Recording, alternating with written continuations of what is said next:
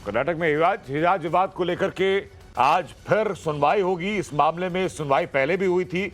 शुरुआत में जस्टिस कृष्णा दीक्षित इस मामले की सुनवाई कर रहे थे और आपको सिलसिलेवार तरीके से बताएं तो मंगलवार को जो सुनवाई हुई, उस सुनवाई में जस्टिस कृष्णा दीक्षित ने कहा कि संविधान जो भी कहता है हम संविधान पर चलेंगे, संविधान ही हमारे लिए भगवत गीता है और कानून के तहत इस केस को देखेंगे। किसी के जुनून से या किसी भावनाओं से जोड़कर के इस केस को नहीं देखा जाएगा। हालांकि एडवोकेट जनरल ने कर्नाटक हाईकोर्ट में दलील दी थी कि कॉलेजेस को यूनिफॉर्म तय करने की स्वायत्तता दी जानी चाहिए। जो छात्र इस मामले में छूट चाहते हैं वो कॉलेज की जो डेवलपमेंट कमेटी है उससे जाकर के वो सीधा संपर्क करें। डेवलपमेंट कमेटी इस बारे में अधिकृत होती है कि इस मामले में कोई भी अधिकार दिया जा सके।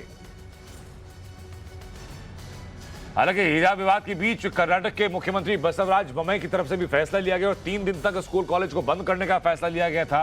तो वहीं बेंगलोर में जो पुलिस कमिश्नर है उनकी तरफ से आदेश जारी किया गया था कि किसी भी एजुकेशन इंस्टीट्यूट के, चाहे वो कोई स्कूल है या चाहे वो कोई कॉलेज है या इसी प्रकार का कोई और संस्था है, उसके 200 मीटर के दायरे में किसी भी तरह का जमावड़ा नहीं हो सकता, किसी भी तरीके का प्रदर्शन या नारेबाजी भी नहीं हो सकती। अगर ऐसा हुआ तो उसके खिलाफ दंडात्मक कार्रवाई होगी। इसी बीच जो सबसे अहम तस्वीर आई और जिससे कि पूरा विवाद ये और सुलगा और कई बयान भी सामने आए, वो तस्वीर आई थी जब हिजाब पहने हुए एक लड़की आती है और उसके पीछे कई और लड़के दौड़ते हैं, उससे बदसलूकी करते हैं। एक तरफ लड़के अपना धार्मिक नारा लगाते हैं तो वो लड़की भी अपने धार्मिक नारे को बुलंद करती है। उसके बाद विवाद को और हवा मिली और इस मामले में प्रतिक्रियाएं सामने आनी शुरू हो गई हैं। लेकिन एक तरफ हिजाब को लेकर के एक बड़ी और मजबूत दलील ये भी रखी जा रही है और एक एफिडेविट का हवाला दिया जा रहा है कि जो कि साल 2021 में कॉलेज में एडमिशन लेने से पहले इन लड़कियों की तरफ से साइन किया गया था और कहा गया था कि कॉलेज जो भी नियम कायदे तय करेगा उनको ये लड़कियां कॉलेज में पढ़ते वक्त फॉलो करेंगी। हमारे सहयोगी गौरव श्रीवास्तव लगातार हमारे साथ बने हुए इस वक्त अपडेट के लिए। गौरव, इस मामले में 3 जजों की बेंच बैठ चुकी है। दर्शकों के मन में जिज्ञासा यह भी होगी कि जो पहले सुनवाइयां हो चुकी हैं उनसे आगे की सुनवाई होगी या फिर एक बार नए सिरे से सुनवाई को शुरू किया जाएगा?